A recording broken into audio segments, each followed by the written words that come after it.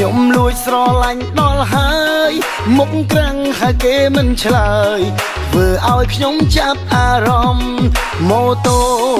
ជិះកាត់ផ្ទះគេមួយថ្ងៃ20ជុំឃើញដុំបបទាំងចង់យំចិត្តខ្ញុំត្រេកអមលេះទេហើយលោកឲ្យលោកឲ្យតាមអួយតិចមកលោកសុំជួបមុខតិចមកឡាញ់គេស្រឡាញ់គេដល់បងចឹងហើយដល់ពេលក្រោយគង់តែផ្លាស់ប្ដូរកង់ឡើងសឹកអស់ឲ្យម៉ូតូជីជ្រងោឲ្យតាមរោបស្រឡាញ់គេដល់បងចឹងហើយដល់ពេលក្រោយគង់តែផ្លាស់ប្ដូរកង់ឡើងសឹកអស់ឲ្យម៉ូតូ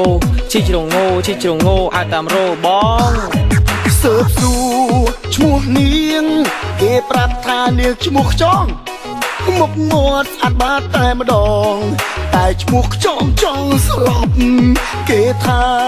ពីមុនគេថានាងឈ្មោះកនត្រប់តែលើបដូរឈ្មោះហៅជាប់គេហៅអូនថាអូនខ្ចងអូនហើយអូនគួរអាណិតអូនឯងដល់ឲ្យមុខស្អាតបាតទៅដាក់ឈ្មោះអញ្ចឹងលយលោកសបាយទេលឺឈ្មោះគេអញ្ចឹងកវីក្បាលស្ងាត់ជើងមិនស្ដីអត់ចង់ហើយអ្នកអាប្រឹមប្រៃពេលឃើញស្រីញ៉ៃមិនតាន់វា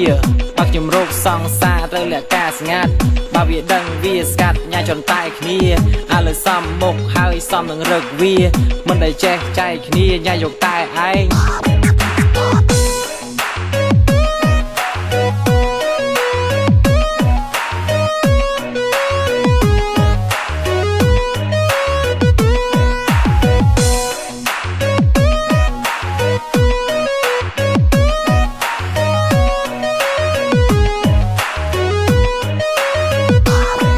ឃើញកូន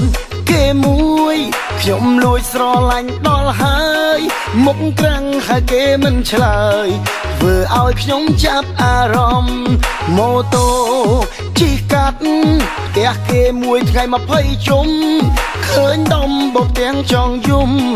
ចិត្តខ្ញុំត្រេកអមលេះទេ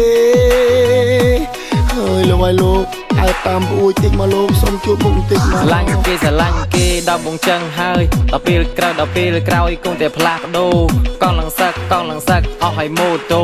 ជីជ្រងោឲ្យតាមរោបស្រឡាញ់គេដល់បងចឹងហើយដល់ពេលក្រោយគង់តែផ្លាស់ប្ដូរកង់ឡើងសឹកអស់ឲ្យម៉ូតូជីជ្រងោឲ្យតាមរោបង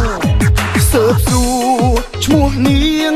គេប្រាប់ថានាងឈ្មោះខ្ចងមុខមាត់ស្អាតបាតតែម្ដង